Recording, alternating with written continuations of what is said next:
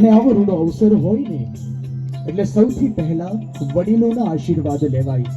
કારણ કે વડીલોના આશીર્વાદ થકી જ આવો પ્રસંગ, આવો અવસર આપણા ઘરના આંગણે આવે છે. તો દાદા એવા સ્વર્ગસ્થ અમૃતલાલ પટેલ અને દાદી એવા સ્વર્ગસ્થ ભાનુબેન પટેલ, એમના આશીર્વાદ અને સ્વર્ગસ્થ આજા અને આજી એવા સુરેશભાઈ ગજધર અને આજી એવા સ્વર્ગસ્થ કાંતાબેન ગજધર, અને આ દાદા દાદીના આશીર્વાદો થકી જ આ શુભ લગ્નનો અવસર, આ દીકરીના લગ્નનો અવસર આપણે માણી રહ્યા છે. તો દાદા આવ્યા ને લાવ્યા વધામણી કે ઉપરથી આશીર્વાદ વરસાવે છે કે મારી વહાલ સોઈ આ દીકરીના લગ્ન લેવાઈ રહ્યા છે અને ખૂબ સારી રીતે આ લગ્નનો પાર પડે એવો આશીર્વાદ દાદા દાદી આપે છે.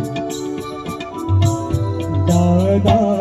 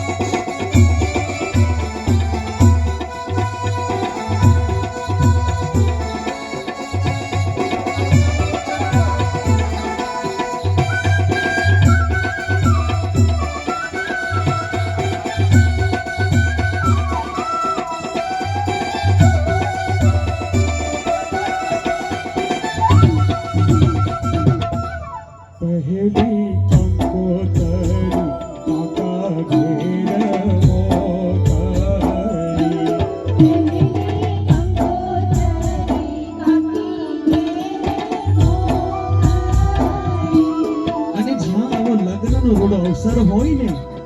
એટલે સહર્ષ કુટુંબ કબીલાને જણાવવાય પડે, કારણ કે કુટુંબ અને એની સાથે જ આ લગ્નના ડિસિઝનો લેવાતા હોય છે. તો કાકાને સહર્ષ આમંત્રણ આપવામાં આવે કે કાકા કાકી જરૂરથી આ દીકરીના લગ્ન લેવાયા છે, આપ જરૂરથી પધારીને કુટુંબને જમાડીને આ લગ્નના અવસરને દીપાવી દો. તો એવી પહેલી કંકોત્રી કાકાને ઘેર મોકલાવી કે કાકા એવા વિજય કાકા કાકી